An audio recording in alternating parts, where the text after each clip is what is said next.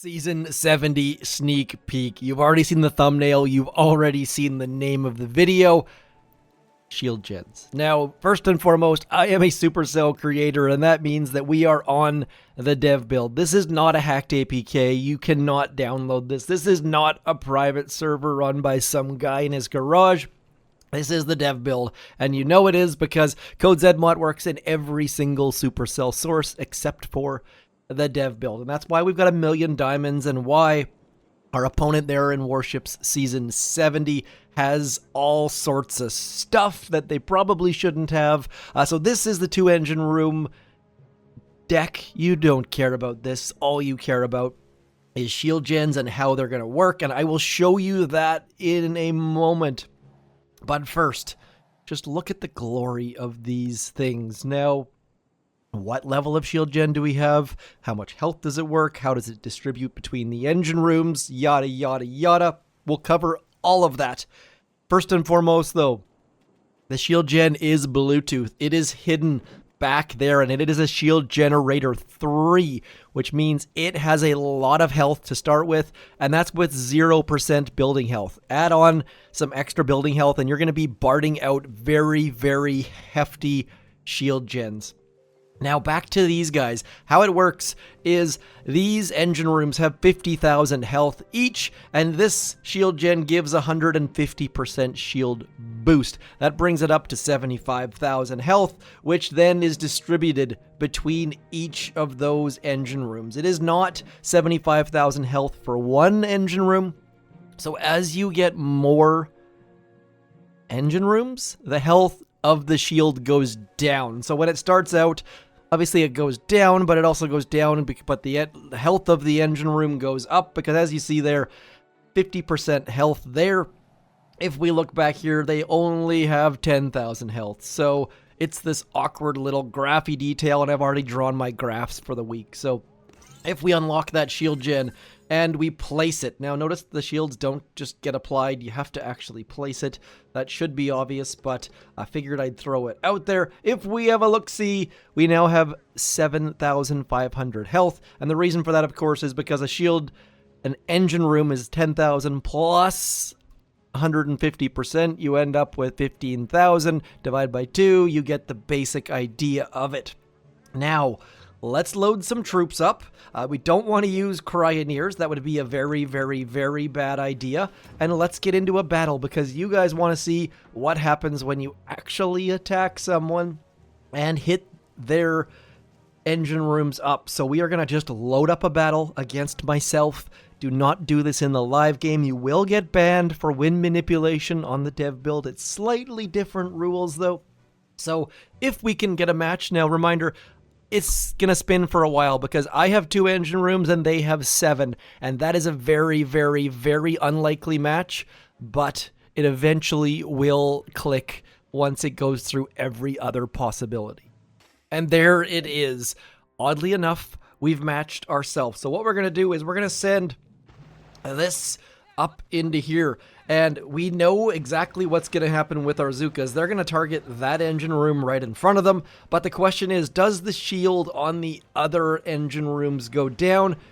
It is independent. Look at that. It is an independent shield gen. So yes, it is doing damage to there and a little bit of damage back there, but it is properly split across the engine rooms, which I am sure you guys are all thankful for, because it would be really, really bad if that shield gen just blew up after you had killed one engine room. And now we're going to watch its health start to go down ever so slightly as our troops pick away. There it goes. Looks like we've popped another shield. Now, the other question is, are we getting GBE? So I have not been paying attention. I don't know if you guys have, but we're going to watch right about here. So yes, we get GBE for that engine room exploding, but do we get GBE for when the shield gen pops? No, we don't, because of course we're not actually popping the shield gen back there. We're only popping the actual shield. So this isn't super simple, easy way to add health to your engine rooms. And also note that by doing so, you're going to make people have to make some decisions. Do they go all the way to the left and get that shield gen? Do they send one troop that way and more troops over here? And if you saw here, there are no flares, so you definitely want to set up your shield gen somewhere that your engine rooms are not. That is also going to play a factor against Seeker players. We will dig into the tech tree now that we've done a little bit of this. I wanted to get the shield gen stuff out of the way because that was the biggest questions for me. But this tech tree is next level. This is one of the coolest tech trees we've ever had. Now, that I don't know if it's going to work from an attacking standpoint. I don't know if it's going to be a fizzle fest and everyone's going to hate it, but it is frickin' cool. So from a troop standpoint, we have Cryoneers and Zookas to start with. There is machine guns and flamethrowers and sniper towers and offensive boosts. So you should be okay to burn through all this. Yes, you might have to use like one boat of Cryoneers to slow down machine guns or something like that, but I would not recommend putting any tokens into there. As always, get your landing crafts up to max. That is step number 1. Step number 2 is you're probably going to have to max your Zookas. I don't think anyone's going to go get medics, even though they do have that boost node. And then Warriors might be a factor, but for the 2 engine room level, again, if you just want to casually collect chests, 2 engine room looks pretty safe. The dev team has clued in that the 2 engine room should be safe every single season, and kudos to them for that. And so next up, we are going to add ourselves some tokens and some details. And so there we go. We got ourselves some tech levels. We don't have to worry about getting to 300 or whatever the heck it might be. We are going to pick troop damage. Troop health is already up there, so whether or not you go through it or not, it's going to be up to you. This is not a tech guide. This is just the sneak peek. And now this is where things start to get interesting. So if we look at the name of the season, it is called ProtoKey. Commanders, our ongoing projects are consuming all of our resources. To keep our warships up and running, we might have to dismantle some prototype defenses for parts. Now, this is the very cool thing here.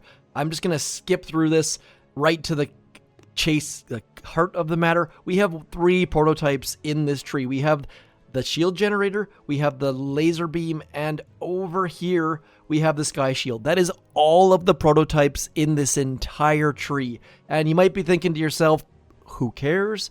And the reason for that is, if we count the negative nodes, let's move forward. We got 1 negative node there, 2, 3, 4, and of course 5 negative nodes. And the crazy thing about these negative nodes, if we start here, is that each of them costs 1 prototype. So if you want Seekers, you're going to have to give up a prototype, but that means you only have 2 left, and there are 4 of these negative nodes left. So I think most people are going to not get Laser Rangers. I think most people are not going to get Seekers.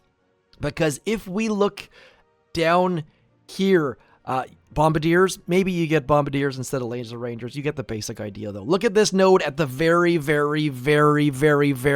bow of the ship. 6 hot pots, 6 flotsam cannons, 6 CMOs. Absolutely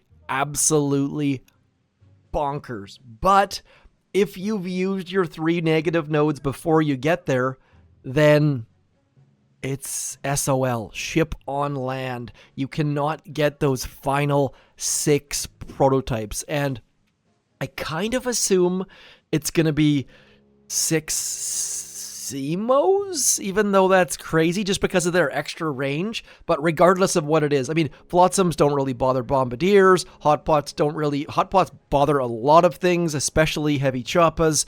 There's going to be some interesting final metas. And you have to keep in mind that once you've opened 3 negative nodes, you can't go backwards. So choose very wisely.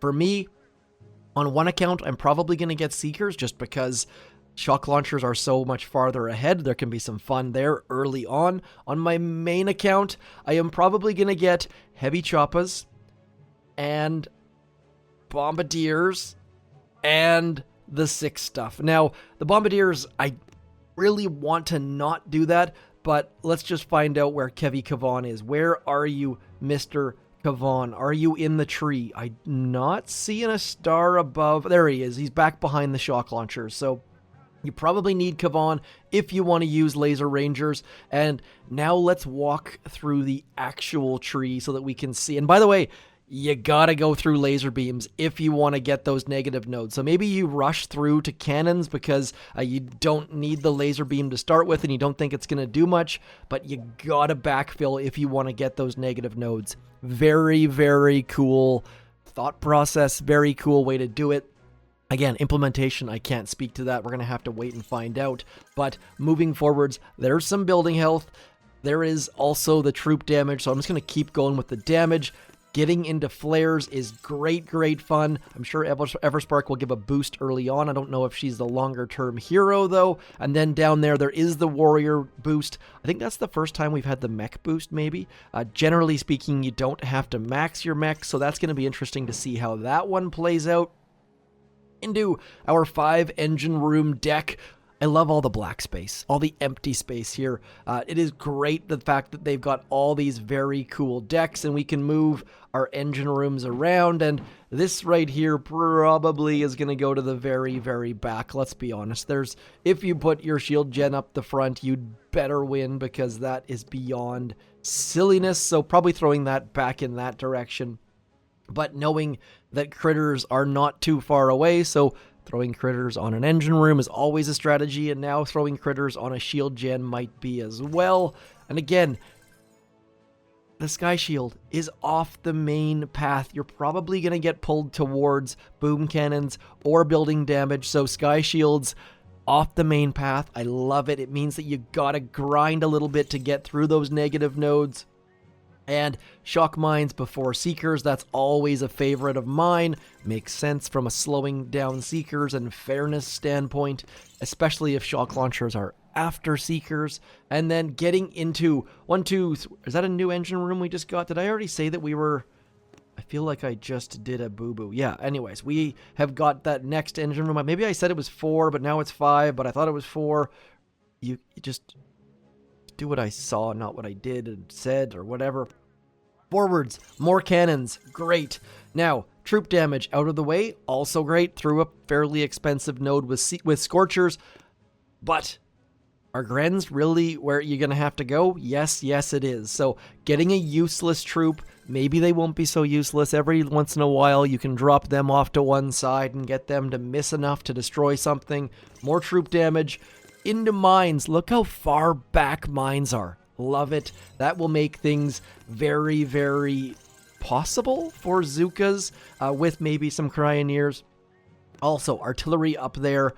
Or you can go through the boost node if you're using Zookas, but let's be honest, if you could spend 34 on Zookas or artillery, you're probably going to go to artillery, which is going to open up the option of getting those shock bombs, and now we're going to get rid of our shield generator. Now, here's the thing. Will it actually work? Will getting rid of shield generators actually, look at that, off go the shields. I'm glad I managed to catch that. So there have been issues in the past with negative nodes, but the fact there's only one shield gen means that the shield is gone for good. I'm not sure if that was on purpose or not.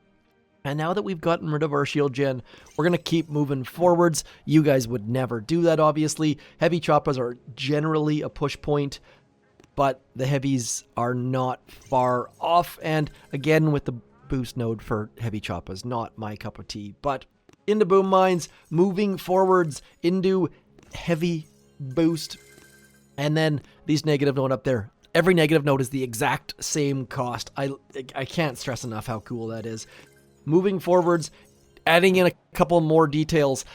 If you haven't thought of it yet, do consider going heavy choppa, rocket choppa.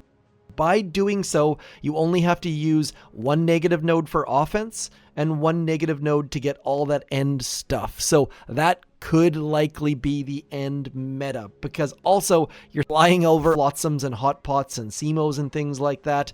Don't have to worry about Laser Rangers or Bombardiers, and there's quite a bit of troop damage in the tree, so that might just be the way to go. And by doing that, you end up being able to keep one of those protos. Now, I'm not sure if that's going to be the shield gen or the sky shield, but only having 2 negative nodes could be a giant advantage. On top of that, we are going to see, just double check. I know the most beautiful, most thoughtful of you have these deep interests in things like Seekers, so we are going to check to see how Seekers deal with shield gens. Will they burn right through it? Will they skip the actual shield gen? And one other thing I've done is, if you notice up here, I've added 100% building health. So by doing that, we can see that these shields do behave normally. 21,000 is 150,000 divided by 7, and 150,000 is that 100,000 plus that 50% given by that. So hopefully that makes sense. We're going to drop all of these guys over here and see if they can skip the shield or if they have to burn through the shield like any other troop. This is the first time Seekers have encountered a shield gen. I assume they're going to burn the shield, but just wanted to double check. And sure enough, they can attack something besides an engine room, sort of. So the shield gen is basically just a layer on top of the engine room. It's not a different building in itself, as you saw by the fact that we didn't get the GBE for it. Anyways, back to your regularly scheduled sneak peek. Just wanted to add that teeny tiny detail because those voices in the back of my head were telling me that I had missed things. So always got to listen to those voices. And back to your final engine room level after a quick little unexpected interlude. And then there, as you saw, is your 7 engine room goodness. And then just going forwards through building health. And by the way, there is a node up above. You can go through troop health instead. So there's a lot of building health all around that 7 engine room level. So whether you go down through rocket choppas and get building health, which kind of are counter, those are 2 different ways to get in. But I really, really like the fact that they've got this, for example, where you can come in from the, not that one. Is that the wrong engine room? Yes, it is. Sorry, bit of a brain fart there. What was I looking at? Right about this one, where you can come into the engine room from the bottom, you can come in from the front, or you can come in from the top. So lots and lots and lots of options. I love the 3 different entry points, and no innuendos you intended at all.